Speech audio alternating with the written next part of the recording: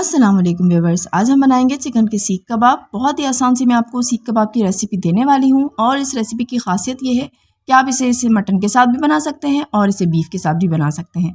तो रेसिपी को एंड तक फॉलो कीजिएगा, कोई स्टेप मिस नहीं कीजिएगा और अगर आप ये रेसिपी ट्राई करें तो मुझे अपना फीडबैक ज़रूर दीजिएगा। चलेंगे रेसिपी की तरफ। सबसे पहले यहाँ पर मैंने आधा किलो चिकन ली है, बोनलेस चिकन है। आप यहाँ पर थाई या बोनलेस दोनों का इस्तेमाल कर सकते हैं। थाई इस्तेमाल करेंगे तो वो भी अच्छा है क्योंकि वो जूसी बहुत होता है, तो आपको खाने में बड़ा मज़ा आएगा। ठीक है, मैंने यहाँ पर बोनलेस लिया है। यहाँ पर चाहे तो आप कीमे का भी इस्तेमाल कर सकते हैं, चिकन का कीमा ले लें, वो आप कीमा इस्तेमाल कर लें। ठीक है, उसके बाद मैंने इसके अंदर अपने जायके के अकॉर्डिंग नमक ऐड कर दिया है।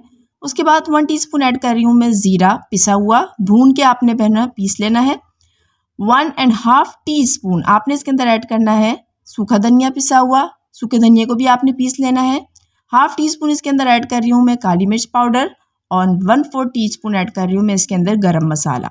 ठीक है, उसके बाद 1 टेबलस्पून आपने इसके अंदर बटर ऐड करना है, ये बहुत ही अच्छा और ज़बरदस्त सा टेक्सचर देगा। और 2 टेबलस्पून आपने इसके अंदर ब्रेड क्रम्स जो है वो ऐड करने हैं।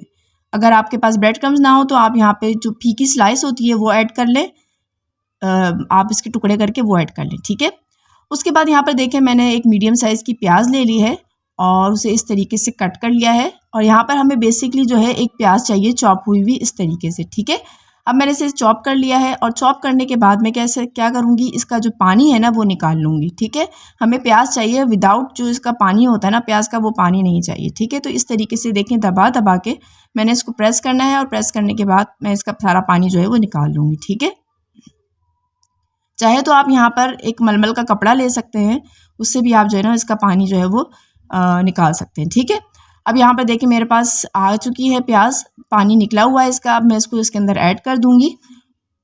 हाँ, यहाँ पर इस तरीके से। अब क्या करना है, अब हमने जो है ना कुछ चीज़ें लेनी है, वेजिटेबल्स हैं। यहाँ पर 2 मैं हरी मिर्चें ले रही हूँ।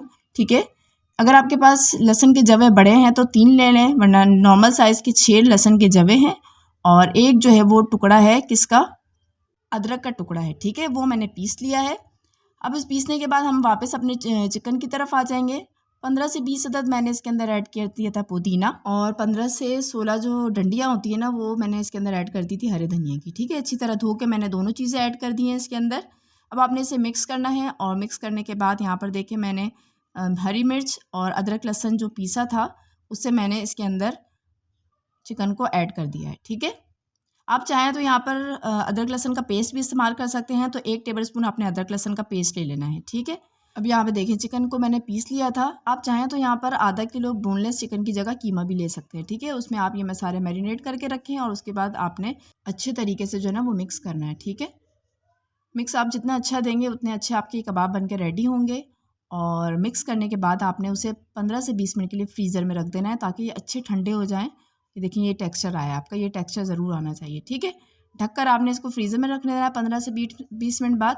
अब मैं आपको इसको बनाने का तरीका बताती हूँ। यहाँ पर देखेंगे ये स्ट्रॉ है मेरे पास। आप यहाँ पे सीख का इस्तेमाल भी कर सकते हैं और जो बोटी स्टिक होती है ना वो भी ले सकते हैं। ठीक है, हाथों को मैंने ग्रीस कर लिया है और एक अच्छा पोर्शन उठा लिया है नॉर्मल साइज़ का, जो कबाब के लिए हमें पोर्शन चाहिए होता है चिकन का, वो लिया है। पहले मैं अच्छी तरह इसे राउंड करूँगी जैसे कबाब के लिए राउंड करते हैं।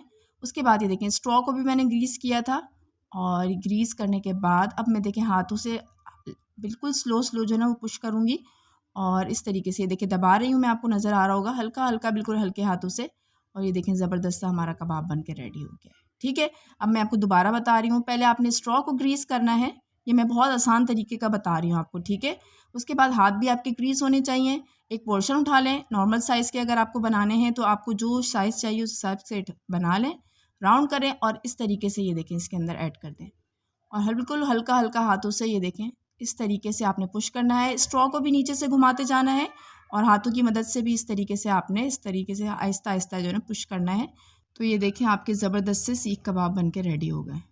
देख रहे हैं कितना ज़बरदस्त इसका साइज़ भी बना हुआ है और शेप भी कितना ज़बरदस्त आया है। ठीक है, ये आधा किलो में आपके तकरीबन 12 सीख कबाब आराम से इजीली इस शेप के बनाकर रेडी कर सकते हैं आप। ठीक है, ये अच्छे बड़े शेप के हैं, तो आप चाहें तो छोटे बना लें तो वो ज़्यादा बन जाएंगे।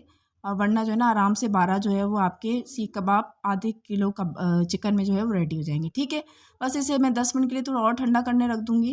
اچھا پتہ ہے کیا، جب آپ ٹھنڈا کرتے ہیں نا اس سے فائدہ یہ ہوتا ہے کہ آپ کے جب کباب بنانا شروع کرتے ہیں نا سیخ کباب، وہ چپکتے نہیں ہیں، جلدی جلدی بن جاتے ہیں. تو یہ اسٹیپ آپ نے مس نہیں کرنا. اور سیخ کباب بنانے کے بعد تھوڑی دیر آپ نے دوبارہ فریج میں رکھنا ہے. پھر اس کے بعد یہاں پہ میں نے پین لیا ہے اور پین کو ہلکا سا میں نے گریس کیا ہے. بہت زیادہ آئل کا استعمال نہیں کریں گے ہم. اور گریس کرنے کے بعد اب یہ دیکھیں یہاں پر میں اپنے کباب جو ہے وہ ایڈ کرتی جا رہی ہوں. فلیم آپ کا میڈیم ٹو لو ہوگا، ہائی فلیم پہ فرائی نہیں ہوں گے. اچھا یہاں پر نا میں نے کیا کرنا ہے، اس کو کر دینا ہے فریز. ٹھیک ہے، تاکہ مجھے جو ہے نا اس کو کرنا ہے فریز، اور مجھے اسٹور کروں گی. بچوں کے لیے بنایا ہے، جب بچوں کو ضرورت ہو تو پھر میں اس وقت اس کو نکال کر فرائی کروں گی. ٹھیک ہے، تو میں نے اس کو کیا کرنا ہے 90% فرائی کر دینا ہے، اور فرائی کرنے کے بعد ٹھنڈا کرنا ہے، اور ٹھنڈا کرنے کے بعد میں نے اسے رکھ دینا ہے. ٹھیک ہے، اب یہ دیکھیں یہاں پر کہ 90% میرے جو ہے نا وہ فرائی ہو چکے ہیں. آپ نے یہی کلر اس کے اوپر لانا ہے تو یہ 90% فرائی ہوں گے. ٹھیک ہے، اس طریقے سے. اور بس یہ اب جی اتنا ہو جائے تو پھر آپ نے کیا کرنا ہے، اسے ٹھنڈا کرنا ہے، اور کسی بھی شاپر میں آپ نے اس کو اچھا ایئر ٹائٹ جو شاپر ہوتی ہے نا اس کے اندر آپ نے اسے رکھ دینا ہے. ٹھیک ہے، یہ کلر اس کا جو ہے نا وہ لاسٹ ہے. یہاں پر دیکھیں ٹھنڈا ہو گیا تو بس میں اس کو جو ہے نا اس کے اندر ٹرانسفر کروں گی. اور میں آپ کو ایک فرائی کر کے بھی دکھا دیتی ہوں کہ یہ دیکھیں یہ میں نے پورا فرائی کر لیا ہے. بہت ہی مزے کے اور بہت ہی زبردست بن کے یہ ریڈی ہوتے ہیں.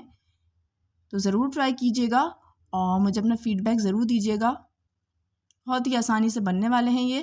ریسیپی اچھی لگی ہو تو لائک کر دیجیے گا، چینل کو سبسکرائب کر دیجیے گا. میں کوشش کرتی ہوں کہ آسان سی ریسیپیز لے کر آؤں. تو بس مجھے اپنا فیڈ بیک ضرور دیجیے گا.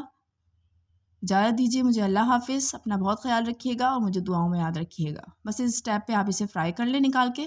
10 منٹ میں یہ فرائی ہو جائیں گے. مجھے اجازت دیجیے. اللہ حافظ.